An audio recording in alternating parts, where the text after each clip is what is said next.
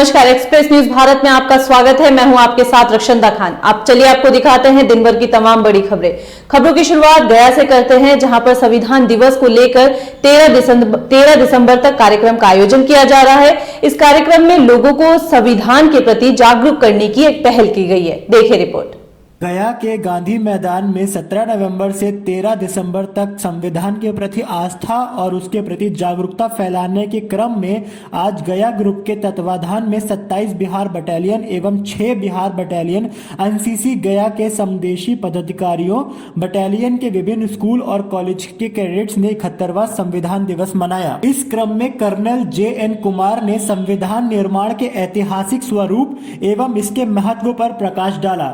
वहीं कर्नल अर्धायु ने अधिकार और कर्तव्य के बीच में संबंध तथा कैडेट्स को अधिकार के साथ कर्तव्य का भी ज्ञान रखने पर कहा। राष्ट्रगान एवं एनसीसी गान के साथ कार्यक्रम का समापन हुआ। तो वहीं नक्सल प्रभावित क्षेत्र इमामगंज में सुरक्षा कर्मियों ने नक्सलवादियों की एक बड़ी साजिश को नाकाम किया है। रिपोर्ट में जानेंगे आप कि उनकी साजिश क्या थी। देखिए रिपोर्ट। बिहार के गया जिले के नक्सल प्रभावित क्षेत्र इमामगंज में नक्सलियों की एक बड़ी साजिश को एक बार फिर से सुरक्षा बलों ने नाकाम किया है। मिलिट्री इंटेलिजेंस और CRPF बटालियन की संयुक्त टीम ने नक्सलियों द्वारा जंगल में छुपा कर रखे गए हथियार को बरामद करने में सफलता पाई है। यह कार्रवाई संयुक्त टीम द्वारा इमामगंज के पड़िया गांव के जंगली इलाकों में की गई, जहां नक्सलियों की टीम ने कई हथियार और खाद्य सामग्री छुपा कर रखी हुई थी। बिहार में ठंड का पारा दिन पर दिन गिरता जा रहा है, जिससे आम लोगों को परेशानी झेलनी पड़ रही है। देखिए रिपोर्ट। राज्य भर में गया सबसे ठंडा रहा, जहां न्यूनतम तापमान 9.1 डिग्री सेल्सियस दर्ज किया गया। पिछले 2 दिनों में पटना का न्यूनतम पारा 5 डिग्री तक नीचे आ गया है, जिससे शाम ढलते ही ठंड महसूस हो रही है। पिछले 24 घंटों में पटना का न्यूनतम पारा लगभग 1.5 डिग्री नीचे आ गया और 10.4 डिग्री सेल्सियस पर रहा। वहीं हर साल ठंड के मौसम में जिला प्रशासन की ओर से यात्रियों की ठहरने की जगह पर अलाव जलाने के लिए लकड़ी की व्यवस्था की जाती थी, लेकिन इस बार ठंड का पारा न्यूनतम होने के बावजूद भी जिला प्रशासन ने इस पर कोई कार्रवाई नहीं की है। वहीं सोमवार की सुबह गया जिले के इमामगंज बाजार के झुमरिया मोड़ पर राहगीरों को ठंड से ठिठुरते देखा गया। तो वहीं डुमरिया में किसान आंदोलन को लेकर कुछ कहा गया है। देखिए रिपोर्ट। झुमरिया प्रखंड के युवा राजद अध्यक्ष सोनू चंद्रवंशी ने कहा कि जो किसानों पर सामंतवादी व्यवस्था शोषण कर रही है, इसको देश कभी बर्दाश्त नहीं करेगा। उन्होंने आगे कहा कि किसान बिल लाकर सरकार देश के नागरिकों को भूखा मार देना चाहती है। इस बिल को वापस करने के लिए सरकार पर किसान लगातार दबाव बना रहे हैं, लेकिन केंद्र में बैठी सरकार हाथ पर हाथ धरे बैठी है। आगे सोनू चंद्रवंशी ने कहा कि देश चाहे कितना भी तरक्की कर ले, रोटी कभी गूगल से डाउनलोड नहीं होगी। अगर सरकार इस बिल को वापस नहीं लेती है तो किसान का विरोध प्रदर्शन अनिश्चित काल तक जारी रहेगा। तो वहीं औरंगाबाद में 2 लोगों की मारपीट का मामला सामने आया है। इसके बाद बताया गया कि दोनों गंभीर रूप से घायल हो गए थे। घायलों को जिला अस्पताल में लेकर गए, पर वहां पे उनका इलाज ठीक प्रकार से न होने के कारण कहीं और रेफर किया गया है। देखिए रिपोर्ट। औरंगाबाद रफीगंज में मजखंड गांव में मारपीट के मामले में 2 लोग घायल हो गए। दोनों का इलाज सामुदायिक स्वास्थ्य केंद्र रफीगंज में किया गया, जहां डॉक्टरों ने बेहतर इलाज हेतु गया मगध मेडिकल कॉलेज में रेफर कर दिया। डॉक्टर किशोर कुमार ने बताया कि घायलों के हाथ, सर, पैर पे गंभीर चोटें हैं। दोनों घायल स्वर्गीय मुहीब मियां के पुत्र मोहम्मद मिनहाज और मोहम्मद मुजीब हैं। तो वहीं मुरादाबाद में मारपीट का किस्सा खत्म ही नहीं होता है। वहां पे अब एक प्लॉट को लेकर 2 गुटों के बीच बेहद जमकर लड़ाई झगड़ा हुआ है। देखिए रिपोर्ट। जनपद मुरादाबाद के थाना मुंडा पांडे क्षेत्र के गांव सरहिया प्लांट में उस वक्त हड़कंप मच गया जब 2 पक्षों में गाली गलौज शुरू हो गई। पड़ोसियों ने दोनों को समझा बुझाकर इधर उधर किया, लेकिन कुछ देर बाद दूसरी ग्राम पंचायत के शिव कुमार के भाई विशेष कुमार सरहिया प्लांट पहुंच गए और मारपीट शुरू कर दी। उनका कहना है कि हमारी बहन दीक्षा घर पर अकेली थी, जिसके साथ इन लोगों ने बदतमीजी शुरू कर दी, जिसकी सूचना दीक्षा ने भाइयों को दी।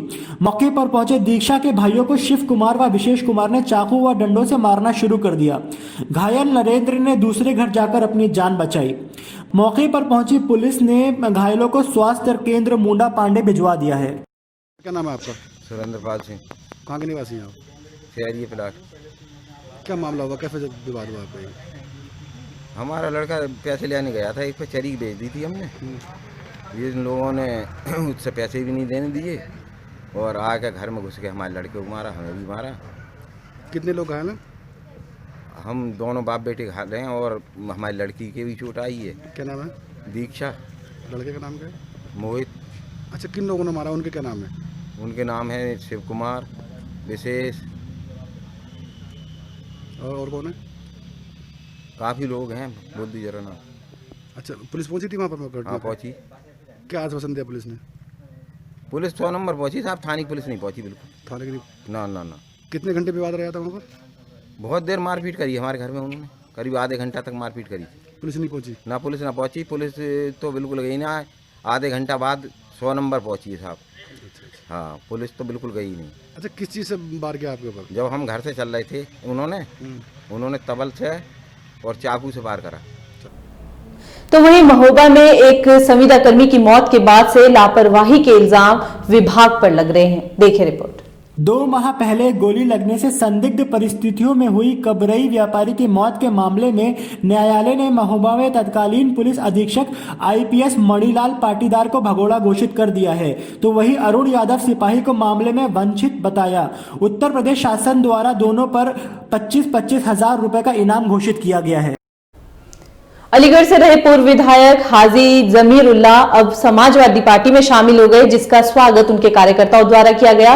साथ ही फूलों के साथ मिठाइयां भी बांटी गई। देखिए रिपोर्ट। पूर्व विधायक हाजी जमीर उल्लाह के समाजवादी पार्टी में शामिल होने से कार्यकर्ताओं में खुशी की लहर है, जिसके चलते उन्होंने रसलगंज में मिठाई बांटी। इस अवसर पर फरहान सलमानी ने कहा कि हाजी जमीर उल्लाह के समाजवादी पार्टी में शामिल होने से समाजवादी पार्टी मजबूत होगी। जब रक्षाकर्ता भक्षक बन जाए तब क्या होता है, वो आपको इस रिपोर्ट में ही दिखाते हैं। देखिए। कोतवाली फर्रुखाबाद में पुलिस की बड़ी लापरवाही सामने आई है, जहां चुनाव आयोग के निर्देशों के विपरीत शराब बेची जा रही है, पर पुलिस ने इस पर कोई कार्रवाई नहीं की है। शहर कोतवाली क्षेत्र की रेलवे स्टेशन के पास स्थित मॉडल शॉप से देर रात कई युवक शराब की बोतलें ले जाते हुए दिखे। गौरतलब है कि डीएम ने शाम 5 बजे से चुनाव खत्म होने तक के लिए शराब की बिक्री पर पाबंदी लगा रखी है। तो चलिए अब आपको उत्तर प्रदेश में दिखाते हैं कि किस तरीके से डीएम के आदेश की धज्जियां उड़ाई जा रही है। देखिए।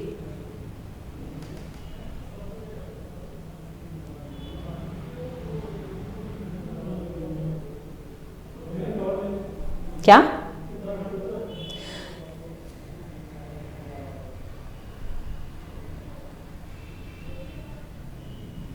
कोतवाली फर्रुखाबाद में पुलिस की बड़ी लापरवाही सामने आई है, जहां चुनाव आयोग के निर्देशों के विपरीत शराब बेची जा रही है, पर पुलिस ने इस पर कोई कार्रवाई नहीं की है। शहर कोतवाली क्षेत्र की रेलवे स्टेशन के पास स्थित मॉडल शॉप से देर रात कई युवक शराब की बोतलें ले जाते हुए दिखे। गौरतलब है कि डीएम ने शाम 5 बजे से चुनाव खत्म होने तक के लिए शराब की बिक्री पर पाबंदी लगा रखी। तो वहीं अब उत्तराखंड में 4 दिसंबर को जेपी नड्डा आने वाले हैं, तो आपको दिखाते हैं कि राष्ट्रीय अध्यक्ष जेपी नड्डा को लेकर भाजपा के कार्यकर्ताओं ने कैसी तैयारी की है। देखिए रिपोर्ट। यहाँ कार्यकर्ता उनका जोरदार स्वागत करेंगे। उसके बाद नड्डा हरिद्वार रवाना हो जाएंगे। प्रदेश अध्यक्ष बंशीधर भगत ने बताया कि 4 दिवसीय दौरे के तहत जेपी नड्डा हरिद्वार में संत समाज, शंकराचार्य और गायत्री परिवार के लोगों से भी मिलेंगे और रात में वहीं ठहरेंगे।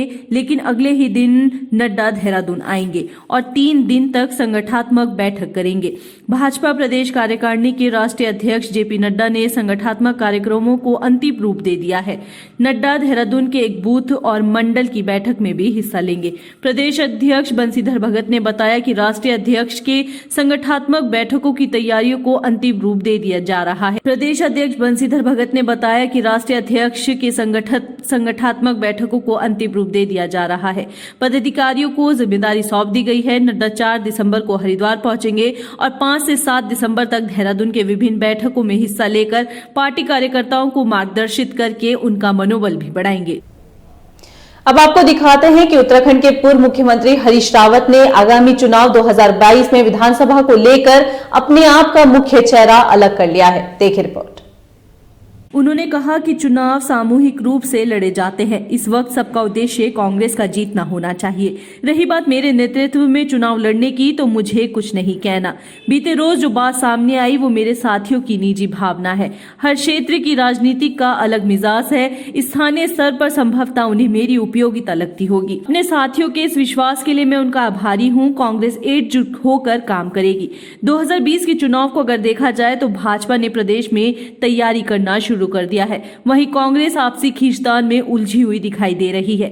बीते कई दिनों से सोशल मीडिया पर भिड़ रहे पूर्व सीएम हरीश रावत और प्रदेश अध्यक्ष प्रीतम सिंह कैंप की लड़ाई को भी देखा जा रहा है। रही बात रविवार को मीडिया में छपी खबरों की, तो अब उसे हाईकमान तक भेजते हुए रावत खेमे की शिकायत भी की गई है। उत्तराखंड में कोरोना की रिपोर्ट आने में काफी समय लग रहा है, जिससे कोरोना मरीजों को खासा दिक्कत का सामना करना पड़ रहा है। उनका कहना है कि समय पर रिपोर्ट न मिलने से या तो हालत गंभीर हो जाती है या फिर मौत के घाट मरीज उतर रहे हैं। देखिए रिपोर्ट। तय समय के भीतर उपलब्ध कराने को कहा गया है। सर्दियों की वजह से राज्य में कोरोना संक्रमण की दर बढ़ती जा रही है। इसे देखते हुए सरकार ने सैंपलिंग बढ़ा दी है। हर दिन 12 से 13,000 मरीजों के सैंपलिंग जांच के लिए भेजे जा रहे हैं, लेकिन इसकी तुलना में रिपोर्ट 10 से 11,000 मरीजों की ही आ पा रही है। जांच रिपोर्ट देरी से मिलने की वजह से कई कोरोना मरीज समय पर इलाज नहीं कर पा रहे हैं, जबकि कई शुरू में अस्पताल न पहुंचने की वजह से गंभीर स्थिति पर पहुंच रहे हैं।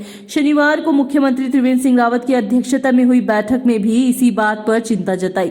राज्य में मौत के आंकड़े बढ़ने के पीछे एक कारण ये भी देखा जा रहा है। इसी को देखते हुए मुख्यमंत्री ने कोरोना से मर रहे मरीजों की मौत के कारणों का विश्लेषण करने को भी कहा। दूसरे राज्यों से लौटने वाली बसें अब सवारियों को तय स्टेशन पर ही उतारेगी। ऐसा रोडवेज ने फैसला इसलिए किया है क्योंकि दिन पर दिन कोरोना के आंकड़े बढ़ते जा रहे हैं। देखिए रिपोर्ट। से लौटने वाली रोडवेज बसें सवारियों को तय स्टेशन पर ही उतारेगी।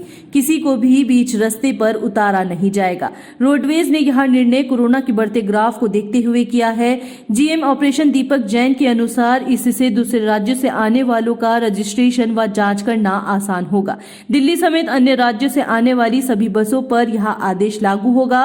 जानकारी के मुताबिक अब तक यात्रियों की सहूलियत को देखते हुए उन्हें स्टेशन से पहले ही उतार दिया जाता था। जिनका घर रास्ते पर पड़ता था वो खुद ही ड्राइवर कंडक्टर पर रास्ते पर रुकने का दबाव बनाते थे, पर अब ऐसा नहीं हो पाएगा। हर यात्री को उत्तराखंड के भीतर तय बस स्टेशन पर ही उतरना होगा। अपनी एंट्री के साथ जांच भी करानी होगी। खासकर दिल्ली से आने वाले वाहनों के लिए इस व्यवस्था को सख्ती से लागू किया जा रहा है। उत्तराखंड के बंद स्थानों में अब जो समारोह होगा उसमें केवल 100 ही लोग शिरकत कर सकते हैं। पहले यह संख्या 200 थी, अब उसे घटाकर 100 कर दिया गया है। देखिए रिपोर्ट। यह संख्या 200 थी, लेकिन संक्रमण बढ़ने की वजह से सरकार ने इसमें कटौती कर दी है। हालांकि खुले स्थानों पर आयोजित होने वाले कार्यक्रमों में सोशल डिस्टेंसिंग के साथ कितने भी लोग शामिल हो सकेंगे। उधर उत्तराखंड में बाहर से आने वाले लोगों को हर सूरत में अपना पंजीकरण कराना होगा। बीते दिन अनलॉक प्रक्रिया के तहत मुख्य सचिव ओम प्रकाश ने यह आदेश किए हैं। सचिव आपदा प्रबंधन एस मुरुगेशन ने बताया कि बंद स्थानों पर 50% की क्षमता के साथ पहले अधिकतम 200 लोग एकत्र हो सकते थे, लेकिन अब इसे कम कर दिया गया है। सिनेमा हॉल, थिएटर में पूर्व की भांति 50% क्षमता के साथ ही चलते रहेंगे। स्विमिंग पूल में भी 50% क्षमता के साथ खेल प्रशिक्षण कार्यक्रम को आयोजित किया जा सकता है। एसओपी में सरकारी दफ्तरों, व्यापारिक प्रतिष्ठानों, इंडस्ट्री में भी सोशल डिस्टेंसिंग और मास्क के नियमों को पूरी तरह पालन करने के निर्देश दिए गए हैं। रिपोर्ट में इतना ही। मुझे दीजिए इजाजत। आप देखते रहिए एक्सप्रेस न्यूज भारत। धन्यवाद।